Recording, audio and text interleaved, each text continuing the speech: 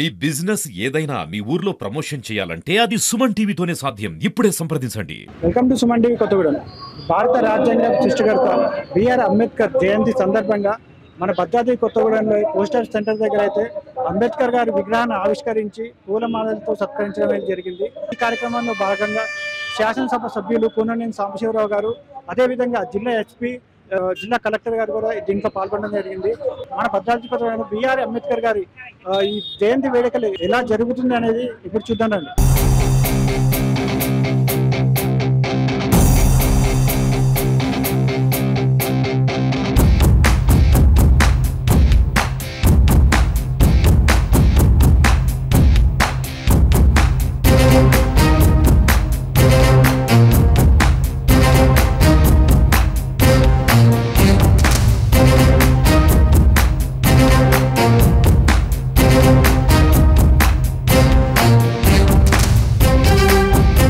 అందరికీ ఈరోజు డాక్టర్ బాబాసాహెబ్ అంబేద్కర్ గారి 134వ జయంతిని పురస్కరించుకుని శుభాకాంక్షలు తెలియజేస్తా ఉన్నాం. ఈనాడు భారతదేశం ఒక తాటి మీద ఎన్ని అంతర్గతంగా కలహాలు సృష్టించాలని ఎన్ని శక్తులు ప్రయత్నం చేసినా, మతోన్మాదాన్ని రెచ్చగొట్టాలని ఎవరు ప్రయత్నం చేసినా, కుల వివక్షతను రెచ్చగొట్టాలని ఎంతమంది ప్రయత్నం చేసినా, ఒక్క తాటి మీద ఇవాళ భారతదేశం నిలబడి ఉందంటే అది రాజ్యాంగం యొక్క గొప్పతనం. ఆ రాజ్యాంగాన్ని రాయటంలో అంబేద్కర్ గారు ఆయన కేవలం దళితులని ఆయన ఏమి రాజ్యాంగ కమిటీ చైర్మన్ పెట్టలేదు. దానికంటే ఎక్కువ ఆయనకి సామాజిక స్పృహ ఉంది. అదేవిధంగా భారతదేశ పరిస్థితిని అధ్యయనం చేశారు. అలాగే రాజ్యాంగానికి పూర్వమే అనేక పుస్తకాలు రాశాడు. తద్వారా ఆయన కమ్యూనిస్టులకి, అంబేద్కర్ భావజాలానికి, బౌద్ధ భావజాలానికి చాలా సారూప్యత ఉంది. అంబేద్కర్ గారు చివరి దశలో కమ్యూనిస్ట్ పార్టీలో ముందు భిన్నాభిప్రాయాలున్నా చివరి దశలో కమ్యూనిస్ట్ పార్టీలోకి రావాలని కూడా భావించాడు. కారణం ఏంటంటే ఆయనైనా కమ్యూనిస్టులైనా పేదవాడికి న్యాయం. కాకపోతే ఎక్కడ గ్యాప్ వచ్చిందంటే ఈ దేశంలో కుల వ్యవస్థ ఉంది, కులాన్ని ప్రాధాన్యంగా తీసుకోవాలని అంబేద్కర్ గారు చెప్పారు. కమ్యూనిస్టులు వర్గ రహిత సమాజం వస్తే సమానత్వం వస్తుంది అందరికీ, అప్పుడు పేదరికం పోతుంది, కుల వ్యవస్థ ఆటోమేటిక్ పోయింది అనేది కమ్యూనిస్టు భావం. సరే, ఏదైనా ఈ దేశ పరిస్థితిని కమ్యూనిస్టులు అంగీకరించి చివరికి 1990 నుంచి అంబేద్కర్ గారు, ఆనాడు చంద్రరాజరావు గారు భారత కమ్యూనిస్ట్ పార్టీ మహాసభ హైదరాబాద్ జరిగిన సందర్భంలోనే అంబేద్కర్ గారి బొమ్మను కూడా మార్క్స్ ఎంగిల్స్ సరసన ఆవిష్కరించడం జరిగింది. అందువలన ఇవాళ లాల్ నీల్ ఈ స్లోగన్తో కమ్యూనిస్టులు ముందుకు వెళ్తా ఉన్నారు. ఎర్ర జెండాను, నీల్ జెండా, లాల్ జెండా ఈ రెండు కలవాలి. కలిస్తేనే అప్పుడు ఇటు వర్గ రహిత సమాజం వస్తుంది, కుల రహిత సమాజం వస్తుంది.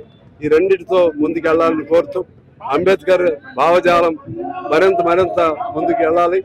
అంబేద్కర్ గారు రాసిన రాజ్యాంగాన్ని మనం పవిత్రంగా కాపాడుకోవాల్సిన అవసరం ఉందని తెలియజేస్తూ మరొకసారి అంబేద్కర్ గారికి ఘనమైన నివాళులను అర్పిస్తూ సెలవు. బాబాసాహెబ్ అంబేద్కర్ గారి జయంతి ఉత్సవాల్లో భాగంగా నేను పార్టిసిపేట్ అవ్వడం నా అదృష్టం. అదేవిధంగా ప్రజలందరికీ కూడా శుభాకాంక్షలు. ఈరోజు అందరికీ తెలుసు, కలెక్టర్ గారు కావచ్చు, నేను కావచ్చు, మనమందరం కూడా ఈరోజు ఈ స్థాయిలో ఉన్నామంటే దాని వెనుకున్నది అంబేద్కర్ గారు. అంబేద్కర్ గారు ఒక మంచి సోషలిస్ట్, అదేవిధంగా ఎకనామిక్స్లో కావచ్చు, సొసైటీ పరంగా, అదేవిధంగా ఫ్రీడమ్ ఫైటర్, ఇవన్నీ కూడా కలగలిపిన ఏకైక వ్యక్తి అంబేద్కర్ గారు. అంబేద్కర్ గారు అవకాశాల కోసం ఎదురు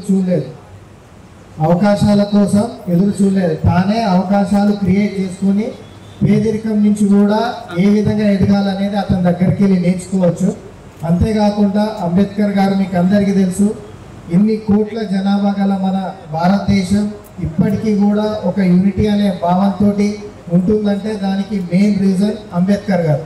ఇన్ని కులాలు, మతాలు, వర్ణాలు, భాషలు ఇవన్నీ ఉన్నా కూడా మనం అందరం ఇంకా భారతదేశం, భారతీయులమన్న ఐక్యతగా ఉంటామంటే దానికి కారణం మన రాజ్యాంగం. ఆ రాజ్యాంగ సృష్టికర్త మన అంబేద్కర్ గారు. సో యాజ్ ఏ జిల్లా ఎస్పీగా నాకు ఎంతో బాధ్యత ఉంది. అదేవిధంగా ప్రజలకు కూడా అంబేద్కర్ గారి ఆశయాలు ఏవైతున్నాయో అవన్నీ కూడా నెరవేర్చే బాధ్యత మనం తీసుకున్నప్పుడే నిజమైన భారతీయులం, నిజమైన అంబేద్కర్ వారసులమని నిరూపించు చేసుకోగలుగుతాం. సో పేరు పేరున అందరికీ మరోసారి ధన్యవాదాలు తెలియజేసుకుంటూ సెలవు తీసుకుంటున్నాం. Thank you. అందరికీ జై భీమ్. ఈరోజు ఎంతో సంతోషంగా ఉంది.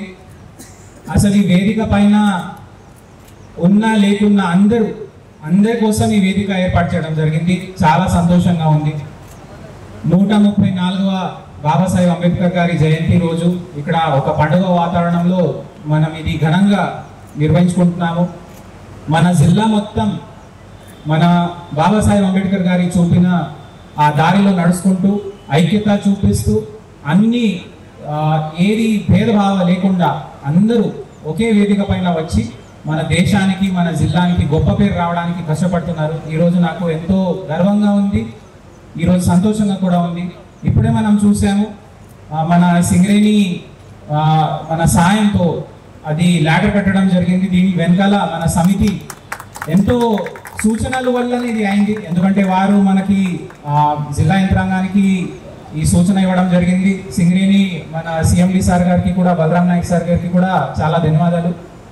శాంతి భద్రత కోసం మన కష్టపడుతున్న గౌరవ ఎస్పీ రోహిత్ రాజు గారికి మరియు ఇక్కడ వేదిక పైన ఉన్న పెద్దలందరికీ సమితి, నేను ఒక్కొక్కరికి పేరు తీసుకుంటే మళ్ళీ మా పేరు తీసుకోలేదని అన్యత అనుకోవద్దు దయచేసి. అందుకే గౌరవ అందరూ సభ్యులందరికీ పేరు పేరున ధన్యవాదాలు ఈ అవకాశం నాకు ఇచ్చినందుకు. నేను 3 మాటలే చెప్తాను. ఎప్పుడైనా మన జీవితంలో మనకి కొంచెం బలహీనంగా అనిపిస్తుందో ఆ రోజు మనం బాబాసాహెబ్ అంబేద్కర్ గారికి గుర్తు చేసుకోవాలి. ఎప్పుడైనా మనకి ధైర్యం రావట్లేదో, అధైర్యపడుతున్నామో అప్పుడు ఆయనకి గుర్తుపెట్టుకోవాలి. ఖచ్చితంగా మనకి ఒక స్ఫూర్తి వస్తుంది అండ్ మనకి చక్కటి దారి కనపడుతుంది. 3 విషయాల మీద గౌరవ బాబాసాహెబ్ అంబేద్కర్ గారు మనకి ఒక దారి చూపించారు. మొదటిది అర్థవ్యవస్థ. ఆయన యాక్చువల్లీ ఈకోనమిస్ట్, ఒక గొప్ప అర్థవ్యవస్థ శాస్త్రవేత్త. సో ఆయన అది అర్థవ్యవస్థ ఎట్లా బాగా చేయాలో అని ఒక విశ్లేషణ చేస్తే ఆయనకి అది కనపడింది దట్ సామాజికంగా ముందు అభివృద్ధి చెందాలి. అందుకే ఆయన సామాజిక ఇష్యూస్ మీద ఒక పోరాటం మొదలుపెట్టారు. దానివల్ల రాజ్యాంగం నిర్మాణం అయింది. అండ్ దానివల్ల నాలాంటి వాళ్ళు, మన ఎస్పీ గారు లాంటి వాళ్ళు ఈ వేదిక పైన సమానంగా అందరితో నిలబడి ఉన్నారు. అంతేకాదు సామాజికంగా చెప్తున్నాం కానీ మానసికంగా కూడా ఒక బలం రావాలి. కాబట్టి ఆయన క్షేత్రస్థాయిలో పోయి పోరాటం మొదలుపెట్టారు. కాబట్టి మన దేశం ఆర్థికంగా బాగుపడాలంటే సామాజిక మార్పు రావాలి. సామాజికంగా బాగుపడాలంటే ఆయన ఇచ్చిన సందేశం పైన మనం ధైర్యంగా ముందుకు పోవాలి, మానసికంగా గట్టిగా తయారవ్వాలి. ఎందుకంటే ఈ మధ్యలో చాలా మంది అయితే సాయం చేయాలి అని అడుగుతారు. కరెక్ట్, ఎస్, సాయం అందుబాటులో ఉంది. ఆయన ఇచ్చిన రాజ్యాంగంలోనే మనకి హక్కులు ఉన్నాయి. ఆ హక్కులు వాడుకుంటూ ధైర్యంగా ముందుకు పోవాల్సిన అవసరం ఉంది. నిజాయితీగా కష్టపడుతూ ముందుకు పోయే వాళ్ళకి ఈ రాజ్యాంగం అనే ఒక వేదిక తయారైంది. దానిపైన మనం ఎదిగి ఎంతో మన దేశానికి గౌరవం తెచ్చుకోవచ్చు. ఈ అవకాశం బాబాసాహెబ్ అంబేద్కర్ గారు మనకి ఇచ్చారు. మళ్ళీ ఒకసారి అందరికీ శుభాకాంక్షలు చెప్పుకుంటూ జై Bhim. Thank you very much.